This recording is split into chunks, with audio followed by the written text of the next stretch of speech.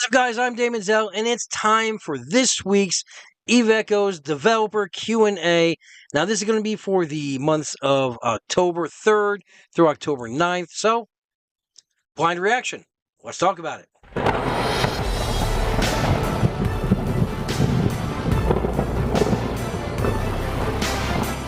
Alright, let's dive right into this week's questions, and no, I do not have any prior knowledge to this.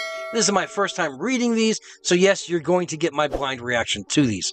So, first question, and this is N.E. Water Knight who is answering these questions. Hello, devs. Is there any chance that in the future will be an event that we can get a few nanocores? I try to collect nano from all ships, and for now I am missing most nanocores from Starby, Cyber X, and Illusionary Ghosts. I give myself challenge to get them all. There could also be collection mission where for getting a few ships we can get something. Water Knight answers, rest assured, we bring back old cores as we release new cores. Keep up the good work and happy collecting. Basically, what he's saying is, get ready to open up your wallet because the Bazaar will be coming back and we have our Lucky Boxes coming back where you can spend money to possibly get these cores again. Basically, that's basically what it... Yeah. I mean, you might at one point get some of these for your weekly Concord points, but I highly doubt it. I think the only one I've seen brought back was the Thermostatic 2. I can't remember the name. But yeah, you're not getting these for free, dude. No.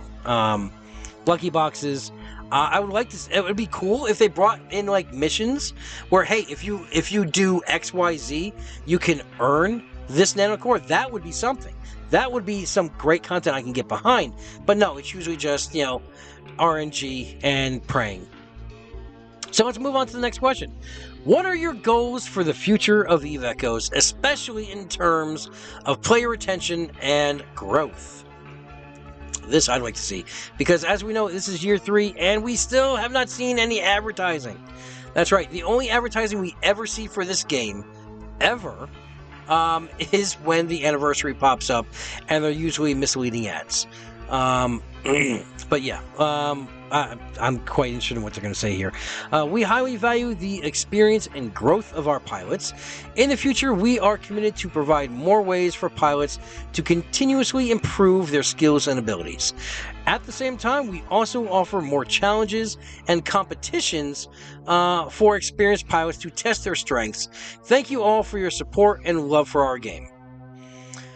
That's not really an answer, is it? It's not. It's a duck. You're not. There's. But basically, to answer the original question, yes, they are always working on the new pilot experience. I think it's gone through 3 or 4 different iterations currently right now to be able to get you in. But until they kind of do away with the vertical tier system, it's going to be, or the tech system, it's going to be hard for any new pilots to kind of stick with the game. We have to see. We have to see what kind of... I mean, they do have some big things on the horizon. I'm anxious to see, and a little curious to see what it's going to do. And it may actually bring back some players. It may have some players to stay. But yeah, it doesn't look like there's any specific plans that they have. So let's go to the next set of questions. All right, third question. Could you add a shortcut to the AI Centrum screen on the ship radio menu? It takes many screens with long loading times to get to the AI and to load amethyst cores. Now, I can't really speak on this because it's me, and I am still anti-golden core AI to play the game. I will play the game. I don't need the game. It's to me, I'm not looking to play idle echoes. I'm going to play and I'm going to control it myself. That being said, the Water Knight says, thank you for bringing this to our attention. We will discuss it internally and come up with an optimization. The loading time and AI experience have always been our focus of attention. We will continuously work on improving these aspects. Again, it's not really answering the question, right? But they will if anything, they are pretty good at working on ways to optimize, except for the market, of course. The optimization of no.